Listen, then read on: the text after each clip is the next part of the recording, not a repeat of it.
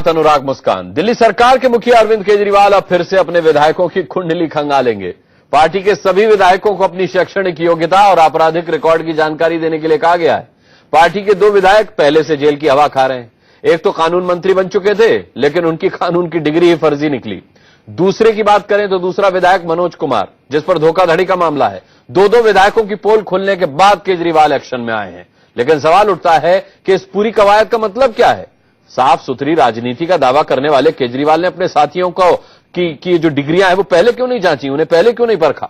सवाल यह भी है कि जिन लोगों ने चुनाव आयोग से झूठ बोला, क्या वो अब केजरीवाल को सच बताएंगे।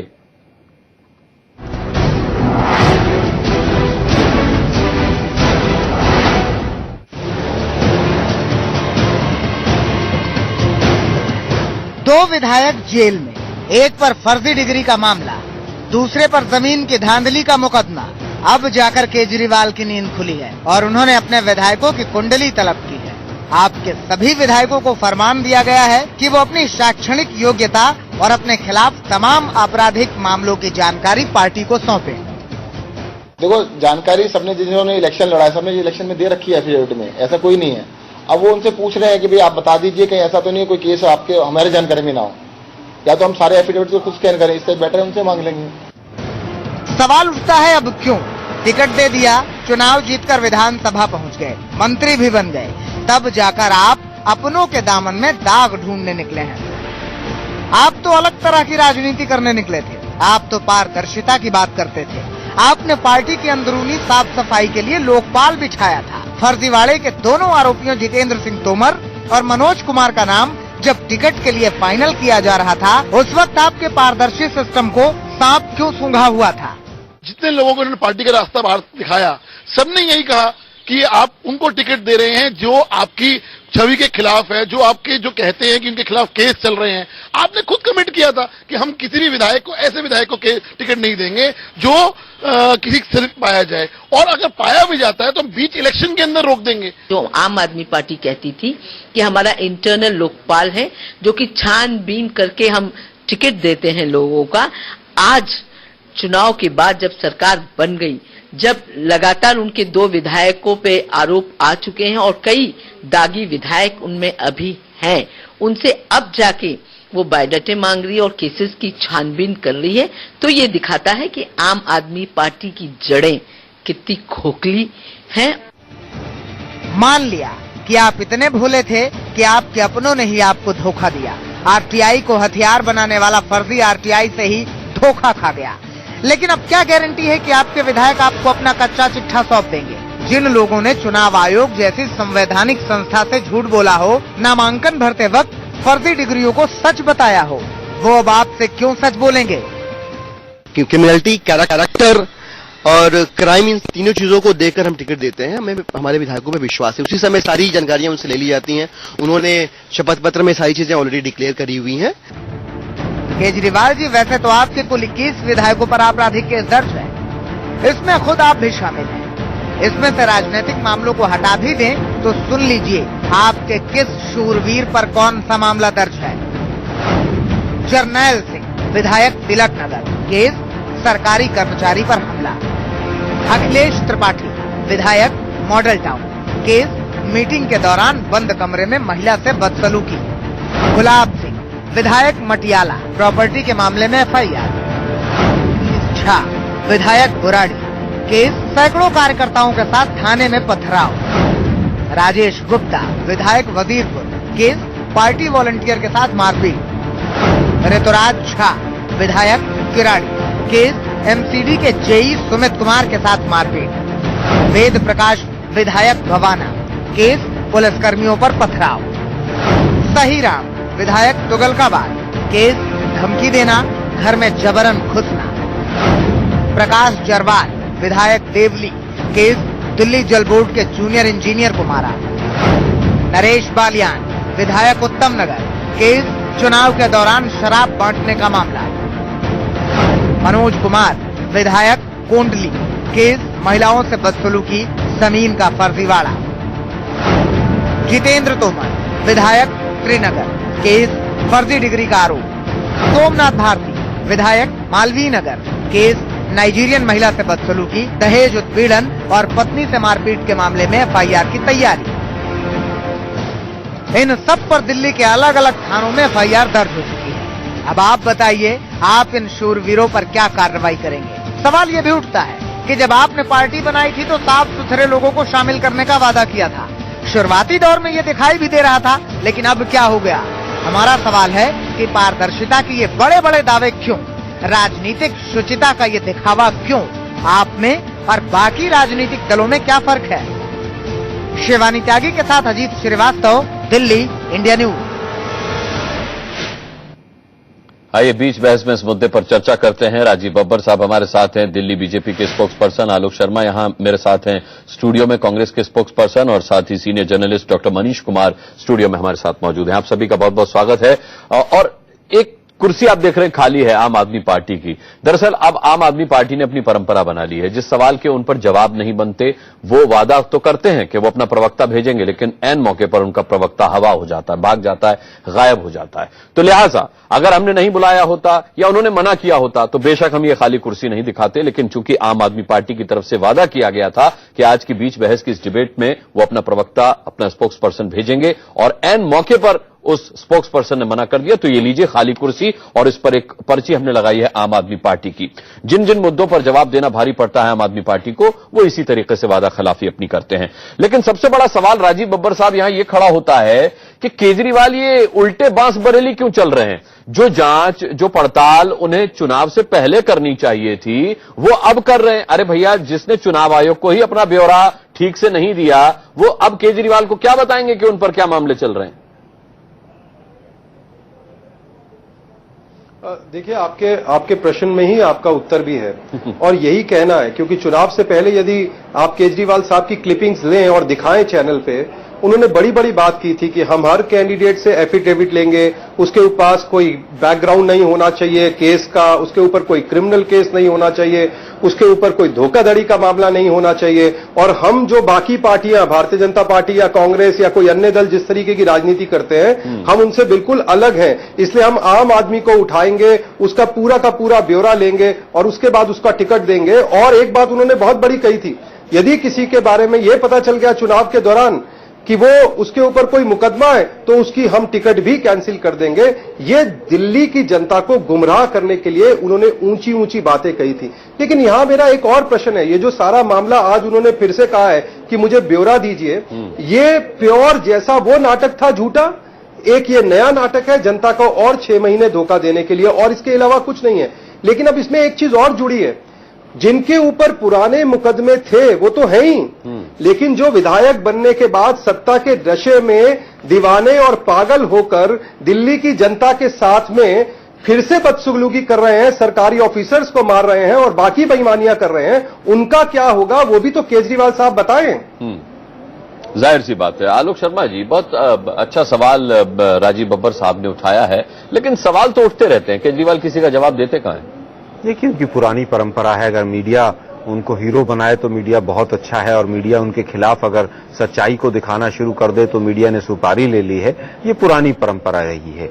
मैं समझता हूं कि आज उनको जवाब देना चाहिए कि आज आप मांग रहे हैं तो क्या ये जनता के साथ धोखा नहीं है? क्या जो काम आज आप कर रहे हैं, जिस समय आपने वोट लिया, क्या जनता को आपने बताया था कि किस विधायक के खिलाफ कौन कौन से केसेस हैं? आपने कुछ भी नहीं बताया। आपने केवल और केवल जनता को गुमराह किया। 21 विधायकों के खिलाफ संगीन आरोप हैं आपके, 400 से ज्यादा मामले लोकायुक्त में पेंडिंग हैं। और याद कीजिए, आपने तो जब नई दिल्ली विधानसभा से 2013 में चुनाव लड़ा तो एक एफिडेविट बांटा था पूरी पब्लिक के अंदर कि मैं वीआईपी कल्चर समाप्त कर दूंगा, मेरे यहां पार्टी में ऐसा नहीं होगा, वैसा नहीं होगा। आप हर चीज पर यू टर्न लेते हुए चले गए हैं। आज दिल्ली की जनता अपने आप को पूरी तरह से असहाय और ठगा हुआ महसूस कर रही है कि जो पार्टी कहती थी कि हम राजनीति नहीं करने आए, हम तो केवल राजनीति को बदलने आए हैं। मैं समझता हूं हजारों करोड़ के बजट जब आपके पहुंच गए हैं साल के, 526 एनआईटी और तमाम जो दूसरे बजट हैं, क्या आप जनता के पैसे से राजनीति बदलने आए हैं या अपने नाम को चमकाने आए हैं, अपनी पार्टी के नाम को चमकाने आए हैं? आज आप जिन जिन विधायकों ने झूठ बोला इलेक्शन कमीशन में, उनके खिलाफ एक्शन क्यों नहीं ले रहे हैं? जितेंद्र तोमर जब हौज खास थाने में रात हो गई, 12 बज गए, कोई रास्ता नहीं बचा, उनका कि वो निकल सकें, अब तो जेल जाना ही है सलाखों के पीछे, तब आपने इस्तीफा लिया। क्या यही आपकी सुचिता है? क्या यही पारदर्शिता थी आपकी? क्या आपने आज तक किसी एक विधायक के खिलाफ एक्शन लिया है जिसके खिलाफ आपराधिक वो तो पहले जितेंद्र तोमर को भी क्लीन चिट दे रहे थे, क्लीन चिट देते रहे बहुत लंबे समय तक, और मीडिया चैनल्स पे आके कहते रहे मैंने सब कुछ चेक कर लिया है। लेकिन जो व्यक्ति अपने बच्चों की कसम खा के घूम सकता है, मुझे नहीं समझ आया आज तक कि दिल्ली की जनता ने ऐसे धोखेबाज के ऊपर विश्वास कैसे कर लिया। डॉक्टर मनीष कुमार, आपका तो बड़ा रिसर्च रहा है आम आदमी पार्टी पर। मैं आपसे सवाल ये पूछना चाहूंगा कि क्या केजरीवाल दिल्ली की जनता को मूर्ख समझते हैं या वो खुद जरूरत से ज्यादा समझदार हैं? देखिए, ये जैसे अभी मीडिया में आज एक इंटरव्यू उनका आया और जिस तरीके से लोग समझते कि भाई देखिए कि तोमर पकड़ा गया और हमने उससे इस्तीफा दिलवाया, हालांकि उनको हटा दिया मंत्री पद से, लेकिन हर बात में एक झूठ होता है जिसे लोगों को समझना पड़ेगा और उसे पकड़ना जो है, यही जनता की अक्लमंदी उसमें जो है जैसे कि 2 एमएलए आपका जेल के अंदर है। अब इसमें समझने वाली बात यह है कि केजरीवाल ने उनके खिलाफ एक्शन नहीं लिया, वो अभी भी एमएलए है, आम आदमी पार्टी का सदस्य है, आम आदमी पार्टी का एमएलए है, उसे एमएलए पद से हटाया नहीं गया, पार्टी उसे जो है पार्टी के बाहर नहीं किया गया। अब जब ये समझ में आता है तब ये सवाल उठता है कि ये जो मांगा जा रहा है, मांगने के लिए आप क्या अधिकृत है संविधान के तहत या फिर ये छलावा है? अगर कोई व्यक्ति गलत एफिडेविट देता है या जानकारी छुपाता है तो इसे जांच करने का जो अधिकार है वो सिर्फ और सिर्फ इलेक्शन कमीशन के पास है। आप कौन हैं? आप क्यों मांग रहे हैं? आप इसलिए मांग रहे हैं क्योंकि लगातार आपके 21 एमएलए के ऊपर एक के बाद एक एफआईआर होने वाले हैं, एक के बाद एक ये होने वाला है। आप अपने आप को क्लीन चिट देने वाले हैं, लेकिन आप जो एमएलए जिसने गलत जानकारी दी उसके खिलाफ आप कोई कार्रवाई, उसे न पार्टी से आप निकालने वाले हैं ना उसको जो है आप डिसोन करने वाले हैं। एक बात। दूसरी बात, जो मूल बात है कि जब अन्ना का आंदोलन हुआ था और इन्होंने जो दलील दी थी कि इस देश को एक ऐसे अल्टरनेटिव की जरूरत है जिसमें अच्छे लोग आए, अच्छे लोगों को राजनीति में आना चाहिए, और इसी छलावे में देश की जनता ने और दिल्ली की जनता ने खास करके इन्हें अपना आशीर्वाद दिया। सवाल उल्टा पूछा जाना चाहिए कि केजरीवाल साहब और आम आदमी पार्टी ये बताएं कि उनके एमएलए जितने हैं 67 में, उनमें से कौन ऐसा है जो प्रखर वकील रहा हो, कोई एक्सपीरियंस नामी ग्रामी डॉक्टर रहा हो, कोई ऐसा पढ़ा लिखा इंजीनियर रहा हो, कोई बहुत बड़ा किताब लिखने वाला लेखक हो, कोई जीवन में केजरीवाल खुद भी क्या है जो यही बात मैं पूछना चाह रहा हूं, ये अच्छे आदमी कौन है? तो आपने जहां तहां से कोई प्रॉपर्टी डीलर है तो कोई कुछ है तो कोई कुछ है, जिस तरह के आप देखिए, आप जो पैकेज चला रहे थे, ये बदलाव लाएंगे? जैसे जैसे चार्जेस लगे हुए हैं, जैसे जैसे लोग हैं, जिस तरह से ये लोग अभी बिहेव कर रहे हैं दिल्ली के अंदर में, क्या ये इस तरह एक और केस में बता दूं जो आपने मिस कर दिया कि एक एमएलए साहब की पत्नी प्रिंसिपल की पिटाई कर देती है। तो इसका वो हम दिखा चुके हैं, उस पर हम बाकायदा बीच बहस में उस मुद्दे को उठाया था। तो ये बताइए कि ये लोग बदलाव लाएंगे जी, ये लोग राजनीति को सुधारेंगे जी, और क्या इसीलिए ये इतना बड़ा आंदोलन हुआ? लोग जो है, इसका मतलब ये है, बिल्कुल साफ है कि देश की जनता और दिल्ली की जनता खासकर ये भ्रमित हो गई, इनके छलावे में आ गई और हर चीजों को ये घुमा करके इस तरह से पैकेजिंग कर देते हैं। दिल्ली की जनता भ्रमित हो गई, इनके बुलावे में आ गई अरविंद केजरीवाल के। लेकिन राजीव बब्बर साहब, जितेंद्र तोमर के मामले में तो केजरीवाल ने कहा था कि जितेंद्र तोमर की डिग्री और उनके एफिडेविट को लेकर मैं भी बुलावे में आ गया, मैं भी भ्रमित हो गया था। जबकि अभी दिलीप पांडे बता रहे थे रिपोर्ट में हमारी कि भाई हम तो टिकट देने से पहले सब चीजों की जांच करते हैं, कोई आपराधिक रिकॉर्ड तो नहीं है, उसकी जांच होती है, किसी तरह का कोई फर्जीवाड़े में तो नहीं रहा आदमी, वो उसकी जांच करते हैं। तो ये किस तरीके की जांच करते हैं जो इस तरीके के किस लोग इन्होंने अपनी पार्टी में भर्ती किए हुए हैं?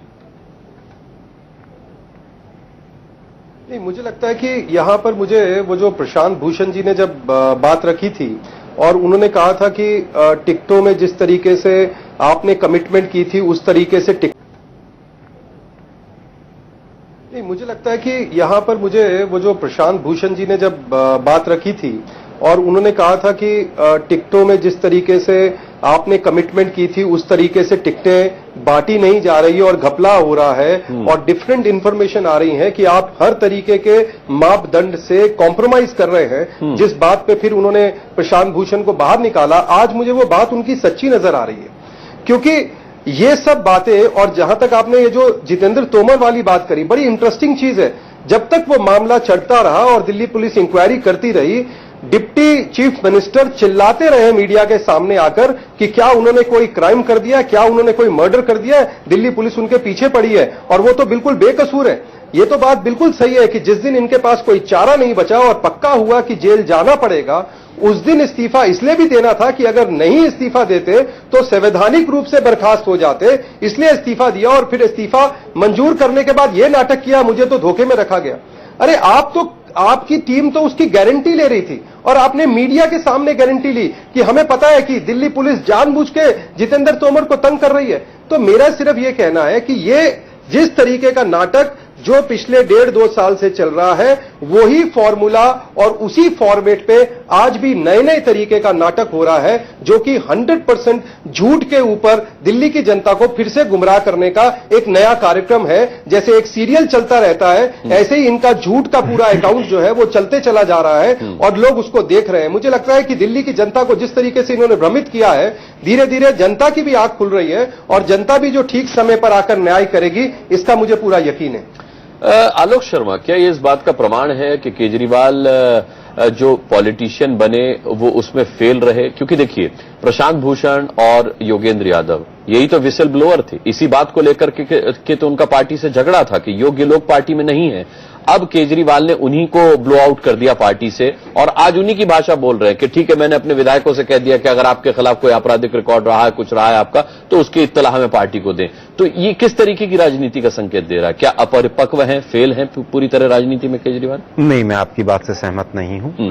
ये अव्वल दर्जे की चालाकी भरी हुई राजनीति है। जो भोली भाली जनता है उसको बेवकूफ बनाने का, नौटंकी करने का, ड्रामा करने के रास्ते हैं और इन रास्तों में उनकी दो पगडंडियां हैं। एक शब्द है माफी और दूसरी शब्द है बेचारा।